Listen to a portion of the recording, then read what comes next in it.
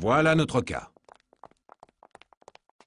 Ce cas a reçu tous les traitements antibiotiques connus sans aucun résultat. Conclusion, soit il n'est pas malade, soit nous sommes en présence d'une nouvelle souche microbienne. Il me semble que l'on pourrait aussi être en présence d'un cas de résistance aux antibiotiques. Je m'explique. Lorsque l'organisme est infecté par des bactéries, il tente de se défendre de plusieurs façons, en augmentant sa température, mais surtout grâce à son système immunitaire. Dès qu'un corps étranger à l'organisme le pénètre, il est aussitôt repéré et l'alerte est donnée. Des tas de globules blancs interviennent pour identifier les coupables et les éliminer. Mais il peut arriver que ces défenses soient submergées par les bactéries. La maladie se déclare alors franchement. Heureusement, depuis la découverte des antibiotiques, nous pouvons aider le patient à se défendre. Ces substances détruisent la plupart des bactéries, ou bien créent un environnement très défavorable.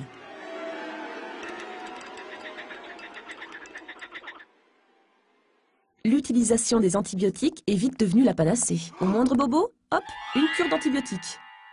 C'était si efficace pour empêcher les infections de se développer que l'on a même multiplié les usages de ces antibiotiques. Ils furent abondamment employés dans les élevages en batteries de poulets ou de porcs.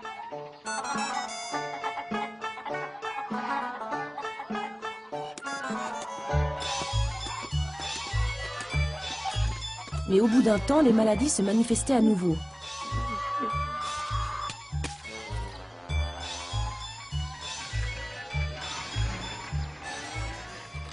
Et le traitement avec les antibiotiques se révélait soudainement inefficace.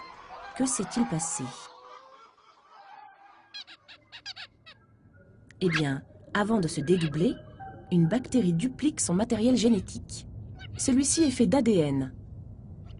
Chaque portion de cette longue molécule peut détenir une information précise pour l'activité et la croissance de la bactérie.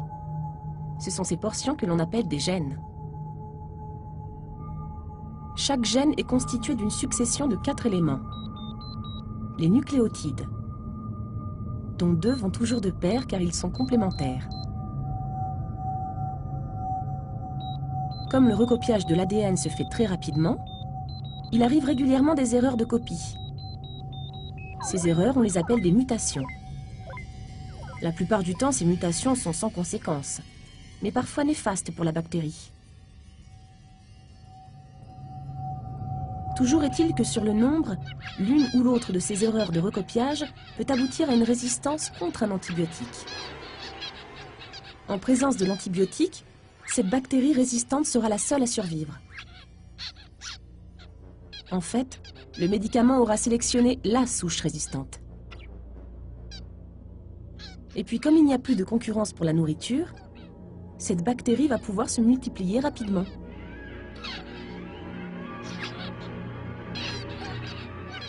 C'est exactement comme pour la sélection naturelle.